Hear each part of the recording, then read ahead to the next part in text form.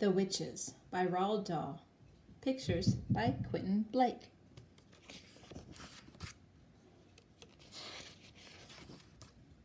A note about witches.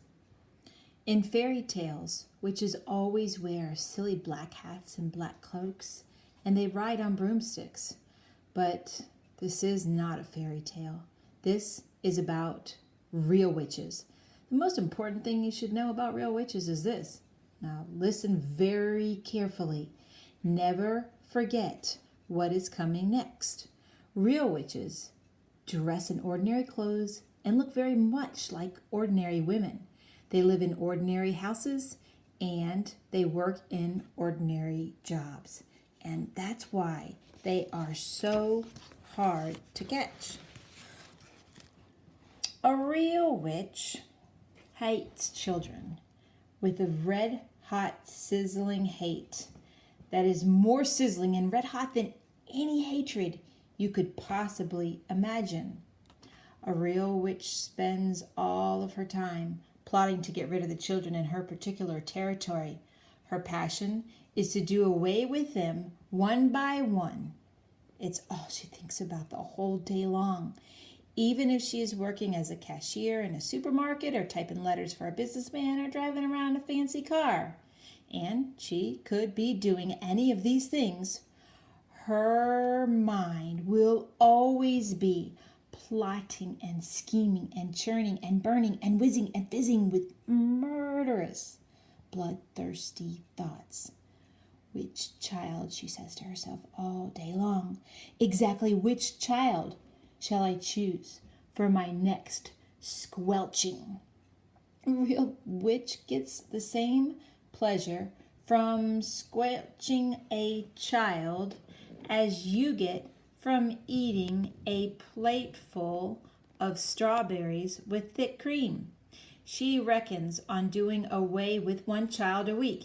Anything less than that, she becomes grumpy. One child a week, 52 a year. Squish them and squiggles them and make them disappear. And that is the motto of all witches.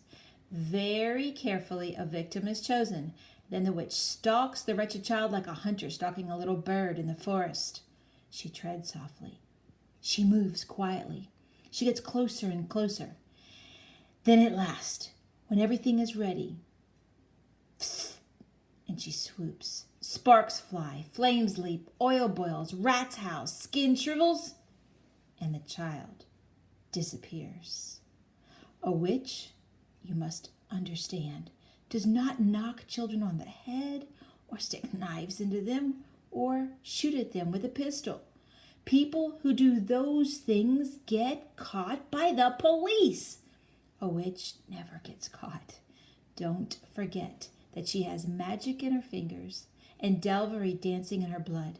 She can make stones jump like frogs, and she can make tongues of flames go flickering across the surface of the water. These magic powers are very frightening. Luckily, there are not a great number of real witches in the world today, but there are still quite enough to make you nervous. And in England, there are probably about 100 of them all together. Some countries have more, and others not quite so many. And no country in the world is completely free of witches. A witch is always a woman. I do not wish to speak badly about women. Most women are lovely, but the fact remains that all witches are women. There is no such thing as a male witch. On the other hand, a ghoul is always a male. So indeed is a barghest. Both are dangerous, but neither of them have had the power as dangerous as a real witch.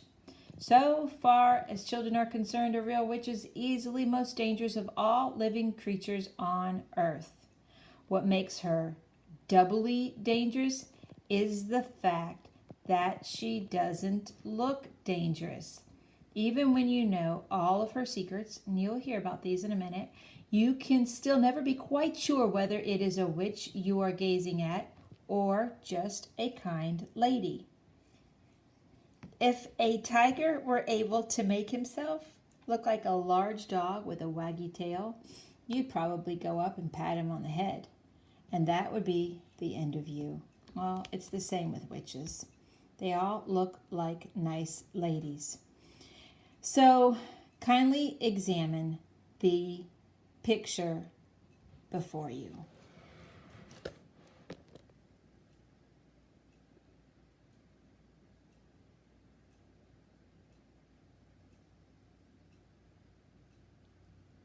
Which lady is the witch? That's a difficult question, but it is one that every child must answer. For all you know, a witch might be living next door to you right now. Or she might be the woman with the bright eyes who sat opposite you on the bus this morning.